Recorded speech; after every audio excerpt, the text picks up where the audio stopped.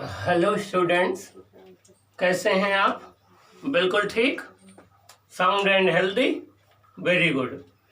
अभी स्टूडेंट्स इसके previous class में आपने देखा कि सेकेंड यूनिट जिसको हम करंट इलेक्ट्रिसिटी या इलेक्ट्रोडायनेमिक्स कहते हैं, वो करंट इलेक्ट्रिसिटी आपके 7 मार्क्स में है और ये सेकेंड यूनिट है आपकी। उसमें हम लोगों ने डिस्कस किया कि करंट क्या होती है, करंट की डिफिनेशन क्या है, करंट को हम डिफाइन कैसे करें, एवरेज करंट क्या है, इंस्टेंटेनियस करंट क्या है, ये हम लोगों ने डिस्कस किया। अब हम डिस्कस करेंगे करंट की यूनिट क्या है, करंट स्केलर है या वेक्टर है। इसके प्रीवियस क्लास में मैंने बताया, ठीक है, कि करंट की डायरेक्शन होती है, नो डाउट, कन्वेंशनल जो डायरेक्शन होती है वो होती है पॉजिटिव चार्ज के फ्लो की डायरेक्शन में। लेकिन क्या ये स्केलर है या वेक्टर है, इसका आंसर आपको यहाँ मिलेगा। आइए हम डिस्कस करते हैं। देखिए, यूनिट ऑफ करंट, हमें करंट के यूनिट की बात करनी है। देखिए, करंट I इक्वल टू क्या होता है, Q upon T। I equal to क्या होता है बच्चों, Q अपॉन T।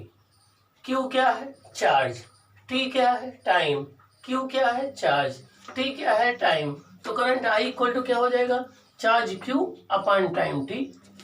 अब जब हम SI यूनिट ऑफ करंट की बात करेंगे तो SI यूनिट ऑफ चार्ज हमें लेना होगा, जो कि कूलम्ब होता है, जो कि आपका कूलम्ब होता है, ठीक ना, जो कि कूलम्ब होता है। और SI यूनिट हमें टाइम की बात करेंगे तो SI यूनिट टाइम की क्या होता है, सेकंड होता है। तो coulomb per second, COULOMB, coulomb, ठीक ना, और अपॉन सेकंड, तो कूलम्ब अपॉन सेकंड या कूलम्ब सेकंड -1, ये इसकी SI यूनिट हो जाएगी, कूलम्ब सेकंड -1।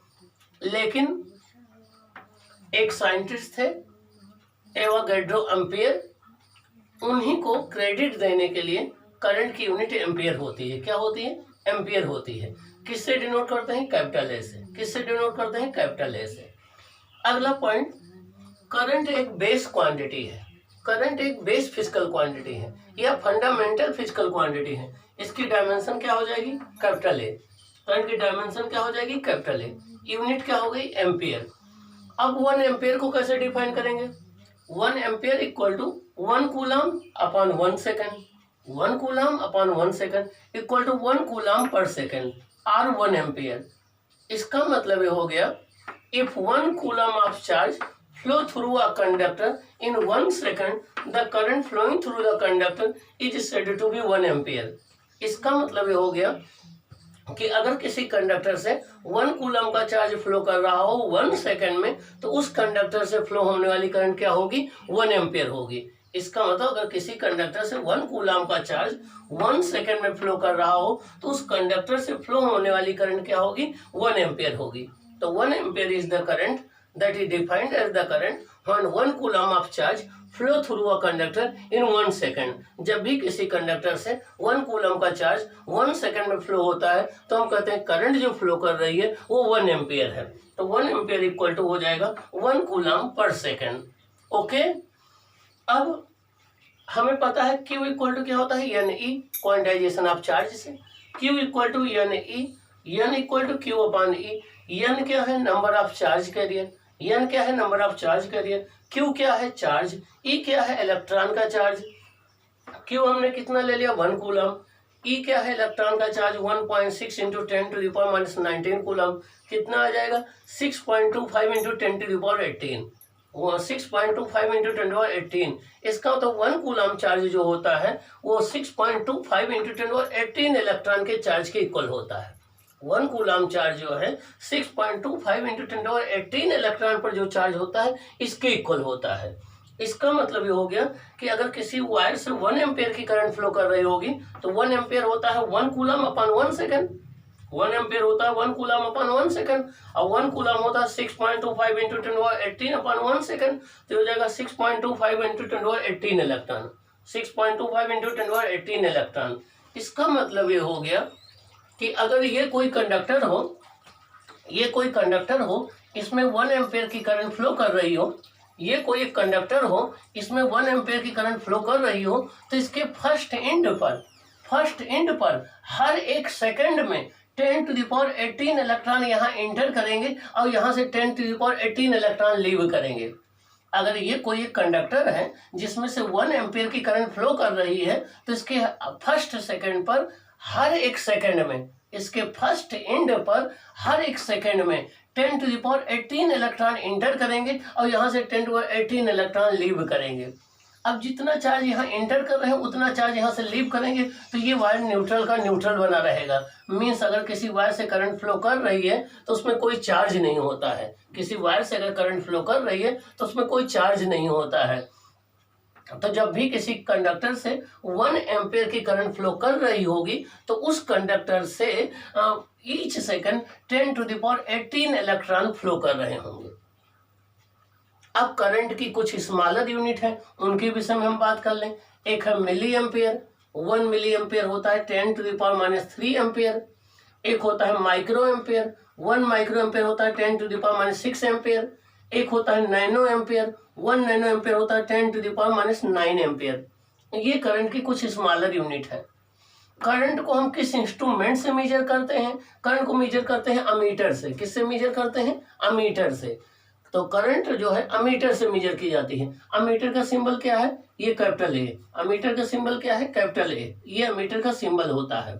हाँ, एक बात और बता दें, करंट किसी सर्किट में प्रेजेंट है या नहीं प्रेजेंट है, और प्रेजेंट है तो किस डायरेक्शन में फ्लो कर रही है, ये पता लगाने के लिए गैल्वेनोमीटर का यूज करते हैं। ये पता लगाने के लिए गैल्वेनोमीटर का यूज करते हैं। लेकिन करंट कितने एम्पेयर फ्लो कर रही है, इसको मेजर करने के लिए हम अमीटर का यूज करते हैं। तो अमीटर एक ऐसा इंस्ट्रूमेंट है जिसका यूज हम किसी सर्किट में फ्लो होने वाली करंट को मेजर करने के लिए करते हैं। और गैल्वेनोमीटर एक ऐसी डिवाइस होती है जिसका यूज हम किसी सर्किट में करंट प्रेजेंट है या नहीं प्रेजेंट है उसको डिटेक्ट करने के लिए करते हैं, और अगर प्रेजेंट है तो किस डायरेक्शन में फ्लो कर रही है इसके लिए हम करते हैं। ये बात समझ में आई? ओके।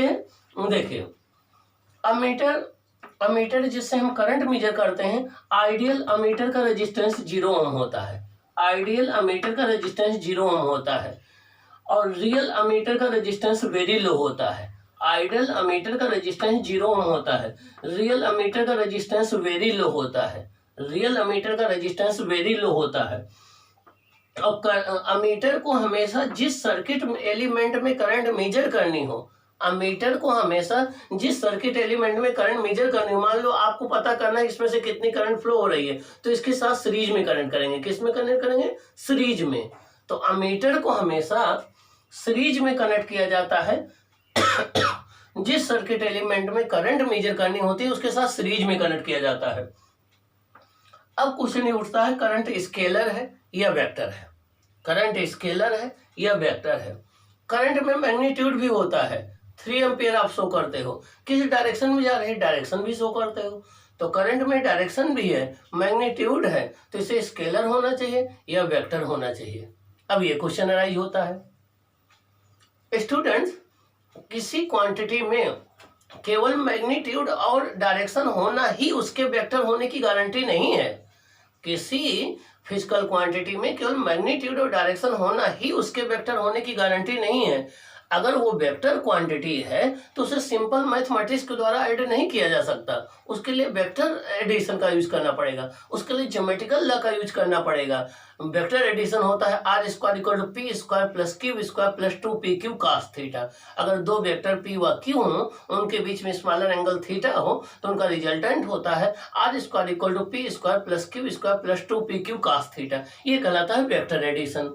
तो अगर करंट वेक्टर है तो इसे वेक्टर लॉ ऑफ एडिशन को फॉलो करना पड़ेगा। अगर ये सिंपल मैथमेटिक्स के द्वारा ऐड की जा रही है तो ये वेक्टर क्वांटिटी नहीं हो सकती।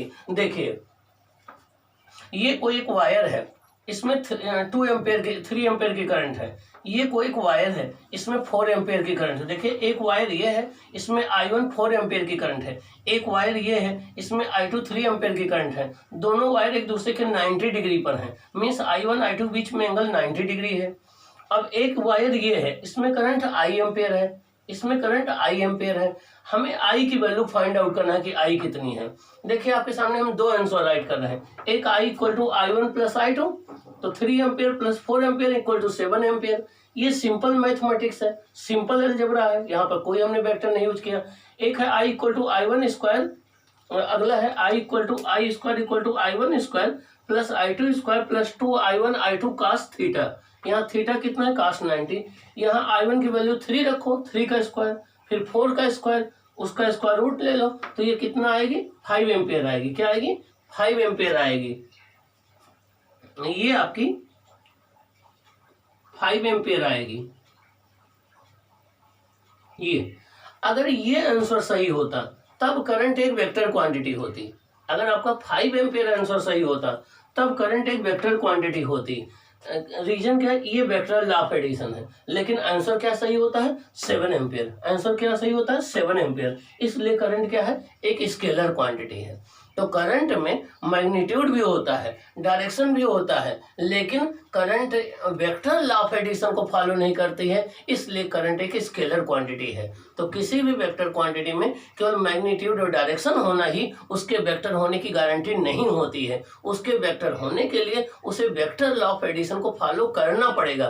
Current vector law of addition को फॉलो नहीं करती है, इसलिए करंट क्या है एक स्केलर क्वांटिटी है।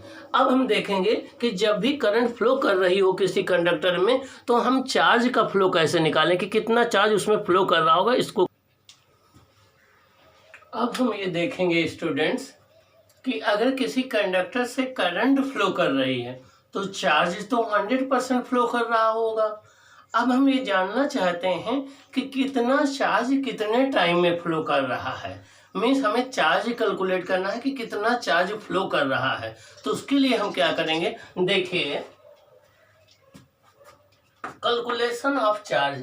हमें कैलकुलेट करना है कि कितना चार्ज फ्लो कर रहा है उस कंडक्टर से। क्या कैलकुलेट करना है कि कितना चार्ज फ्लो कर रहा है। तो उसके लिए हम क्या करेंगे, I equal to D Q upon D T. अभी हम लोगों ने फॉर्मूला पढ़ा था कि डी क्यू चार्ज जब भी किसी कंडक्टर से dt टाइम में फ्लो कर रहा हो तो उस कंडक्टर के उस पॉइंट से फ्लो होने वाली current I equal to D Q upon D T होगी।